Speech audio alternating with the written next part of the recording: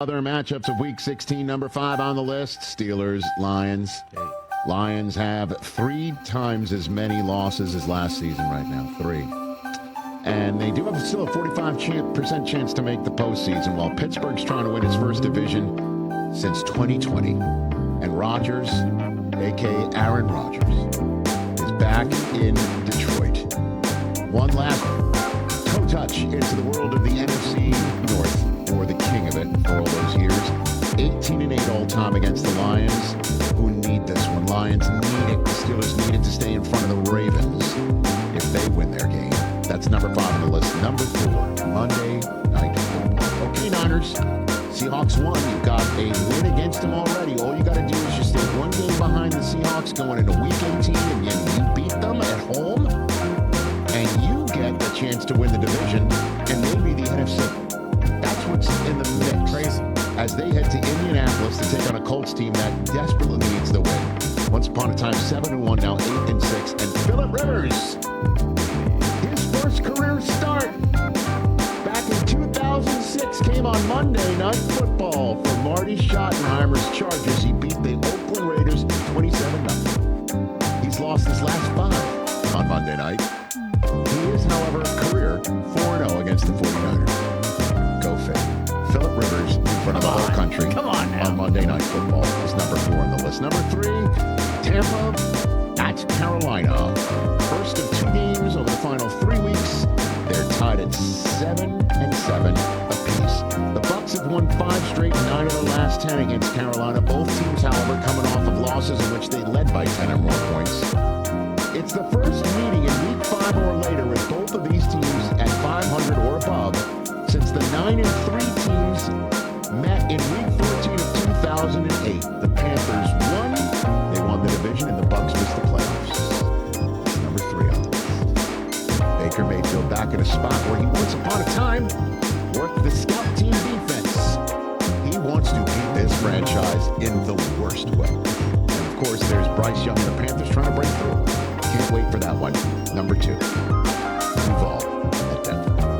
Jaguars and Broncos. The Broncos currently have a 70% chance at the 1 seed right now, while the Jacksonville Jaguars have 10 wins for the first time since the 2017 team that went to the AFC Championship game. Here's a good one. The last time the Jaguars had 11 wins, which they would have if they beat the Denver Broncos, 2007, when Liam Cohen was the quarterback at UMass and Trevor Lawrence was 8. The last time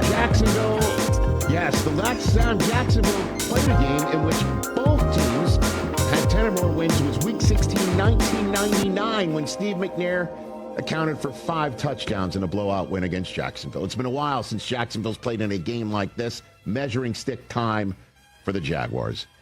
But number 1 on the list is the 212th all-time meeting between the Packers and the Bears on Saturday on Fox on Saturday night. The winner clinches a playoff spot if the Lions lose to Pittsburgh. This is the latest the Packers and Bears game has determined the division lead since Week 14's game.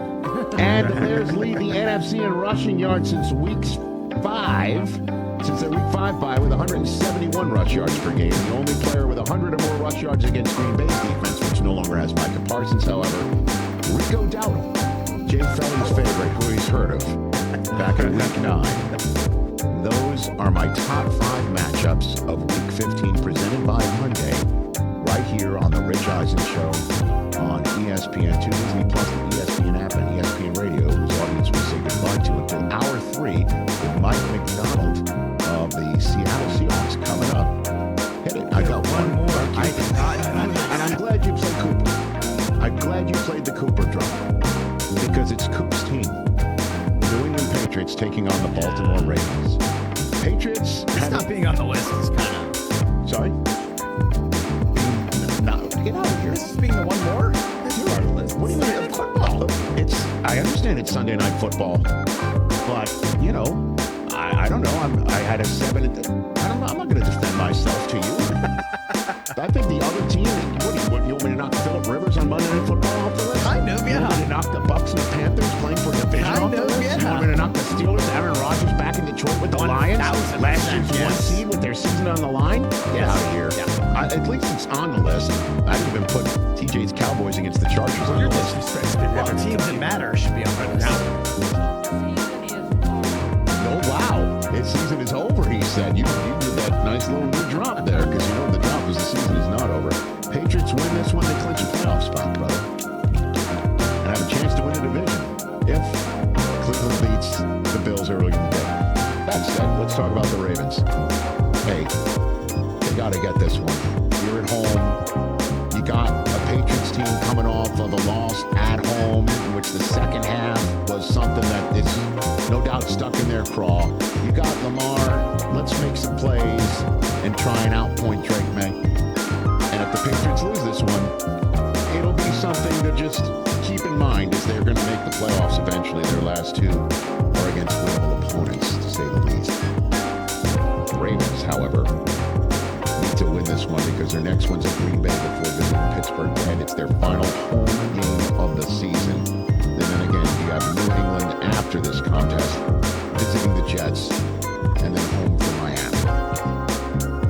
So, that's what's Good to see us still buzzing from the game last night. Unbelievable. Game of the year. Who's more likely to win the NFC, Rams or Seahawks or the field? Well, I mean, the Seahawks, all they got to do is go to Carolina, win that game, and all they do is go to the East Coast and win football games. And then go to San Francisco and win that one. I'm talking about going to the Super Bowl. One of those two teams we saw, or anybody else? Oh, man. How do I not take the field here, man? Oh, I thought you'd go the other way. No, but I mean, the Packers can absolutely be the one seed. How if Josh Jacobs isn't healthy? The 49ers could absolutely be the one seed. But are they going to go to the Super Bowl? I just got to take the field. It's too deep. It's too deep. It's too deep. It's too deep. Defending champs, part of the But field. I think the Seahawks are going to take the one seed. I do believe. Unless the Niners go. Right, unless. It's not over yet. And I'm sure Mike McDonald is going to say that in the top of hour number 3. What they've done is beyond impressive. And I can't imagine they're not. I mean, I can't imagine that they're not going to. I mean, if Denver eviscerates Jacksonville, do I make them atop my power rankings? Probably. Because I have Denver above Seattle. Mike McDonald has done an outstanding job in his first forays as Seattle. After winning 10 games last year and missing one. What else you got over there? I'm going to need a huge day from this guy to survive guillotine this week. Josh Allen, guys. Well, what's more likely? Josh Allen has more total yards and touchdowns, or the entire Browns offense has more total yards and touchdowns? You know what? The Browns defense is no joke now. I know that they just got beat up in Chicago. I understand that. Josh Allen, though. I understand what it is. Superman. MVP. How do I not go an entire National Football League team at home? I'm just going to... Because it's Josh Allen. I understand. I'm zagging today. You think I'm zagging? I'm zagging. I'm going entire Browns offensive yards and touchdowns. All right. Take this shit over again. So the Browns... So we're not including James Cook in this. No, this is just literally Josh Allen. Very good. I'll take Josh an entire Allen team against passing and one rushing guy. yards, and how many touchdowns? I will take an against the entire whole team Browns? against one guy. All right. So let's go the other way. Go the other way. That's fine. That's fine. You're probably right. But the fact that you've got his fitness, Of course. It's respectful of Josh Allen or probably being disrespectful of the Browns. both things can be true. Both things are happening right now. Chris? All right, a massive Sunday night game that's got flexed. Our first flex of the year, right? Patriots, Ravens.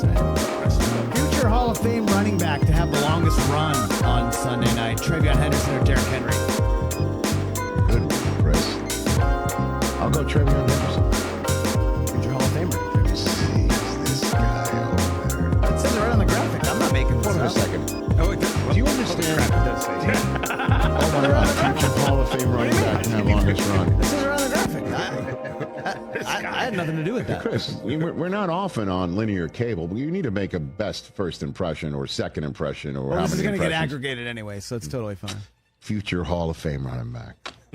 Then I'll go Derrick Henry, unless you want to remove that. You already thank gave you. your answer. No, You Mike said- Hoskins. No. Bill's Mafia hunk of the Rich Eisen show. You According to said- producer Mike Hoskins, who has control of the graphics, put appropriately quotes around future. You NFL answered draft. Travion already. So I will say Travion Henderson will have the longest run, and you being mass-holy about it is not the reward I deserve for me to go Ohio State and give you what you want at the same time. But Travion Henderson has been a home run hitter. Home run. I just don't need to hit over this one. Oh, because you're going against him? I picked up Derrick Henry. What else you got? Backup cornerback thrust into the starting role, more likely to throw for more yards and touchdowns. Gardner Minshew or Quinn Ewers? Oh, my gosh. Those guys are starting game for 2020.